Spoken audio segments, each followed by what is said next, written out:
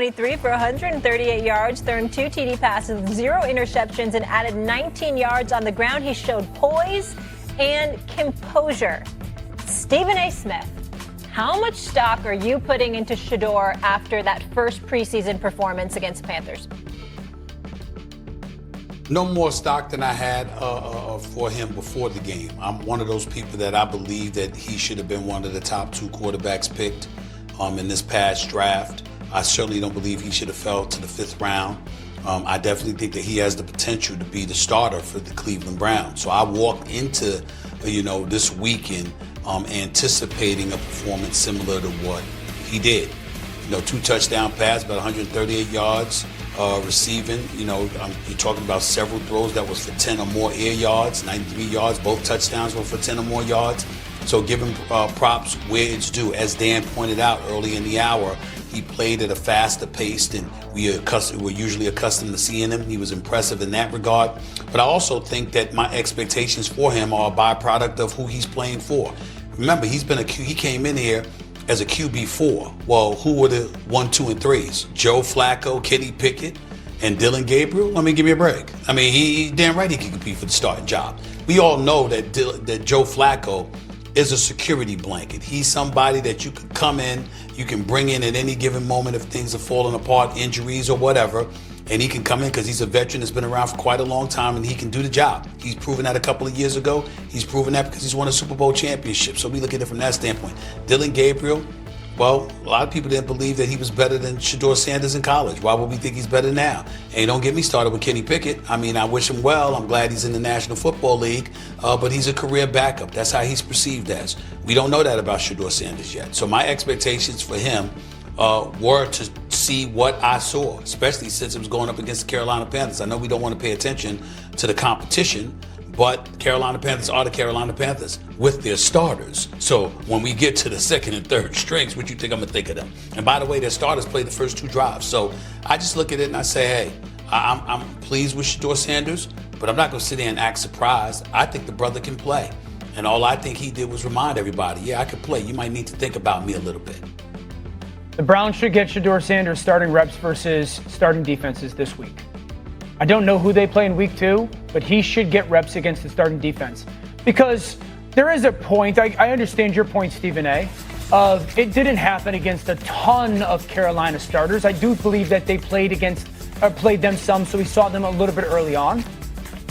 But if I'm Cleveland, and I haven't watched camp, but I've read all the reports, and I've seen everything said, and everything out of camp is like he's been very impressive. And then I watched the game, and I just watched how he operated in the game and played and executed and saw things pre-snap and post-snap and moved and threw it. I want to see it against starters because there's just increments that you just want to check off and box off. And he's done it in OTAs and minicamp, and then he's done it in training camp, and now he's done it in preseason 1 with backups versus backups for probably the majority. The next increment is that. And so if I'm the Browns, I'm setting practice up this week where he's going against our starting defense, and I'm going to challenge him. I'm going to Jim Schwartz, our defensive coordinator, going, send some pressures his way. Let's get Denzel locked up on our number 1 receiver. I want to make this difficult for Shedeur Sanders. I want to see how much he can grow this week because how much stock are you putting into the performance? I think he was 13 to 24 or 14 to 23. Excuse me. There's 3 drops as well. There's a throwaway or 2. So for everything that was presented to him, played fast, comfortable and controlled, pre-snap communication, I can't put much more stock into it than what it is. He played phenomenally. And I want to see it now versus something different and greater. Stephen A., can we get to the good stuff here? Because this is what I want to know. The preseason's cool, but I want to talk about the regular season. Do you see a way for Shedeur to start week 1? Yeah. That he continues to improve if what Dan says come to fruition and he gets, some reps with the first unit and he continues to show improvement. Yeah. Because what are your choices? Deshaun Watson is out, his $230 million guaranteed. He's hurt, so he can't play. Flacco is a security blanket and a safety valve in case things don't go wrong. So who are you competing with after that? It's Dillon Gabriel, Kenny Pickett, and what is it, Tyler Huntley? Am I right, Dan? Yes, sir. So I'm like, what are we talking about? What are we talking about here? I mean, think about that. Look at I'm going to repeat this for emphasis, ladies and gentlemen. Deshaun Watson and his $230 million guarantee is out. He's injured. Joe Flacco is a security blanket. So we're talking Kenny Pickett, Dylan Gabriel, Tyler Huntley. Why wouldn't Shedeur Sanders have a chance? Yeah. For what? What reason could we possibly sit up there and say, oh, no chance at all? Dan, are you concerned at all about his development?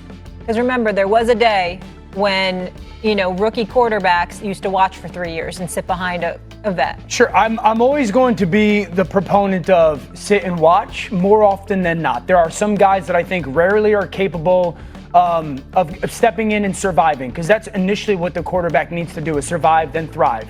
And so do they have the skills or traits that allow that?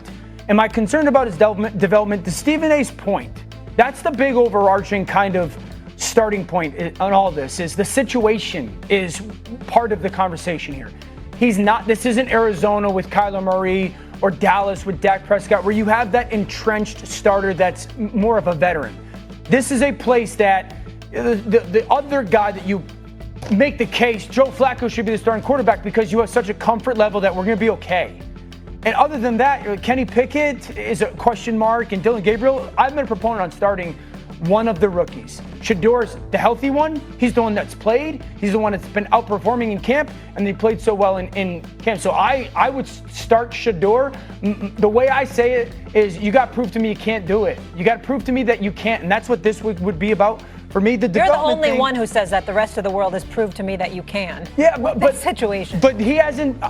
Again, we're not in camp every day, but this is where, when you hear the stories of, man, they're throwing everything at him, this is the week you do it. You throw everything at him to see how he handles it.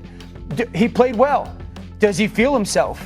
Does he come out and think that, I've arrived? You just want to see how he responds to that stuff. And so I look at the situation and I go, the way that the offense is structured, this is an offense schematically that has taken lesser physically talented quarterbacks and gotten them to play above their skis.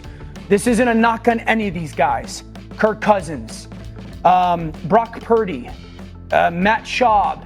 These aren't guys that are physically remarkable, but they play unbelievable football. Mm-hmm. I think Shedeur can do that. That's why everyone said first, early, second round talent. All right, let's leave it there. Stephen A., I got a quick take for you. Let's get it here. So yesterday,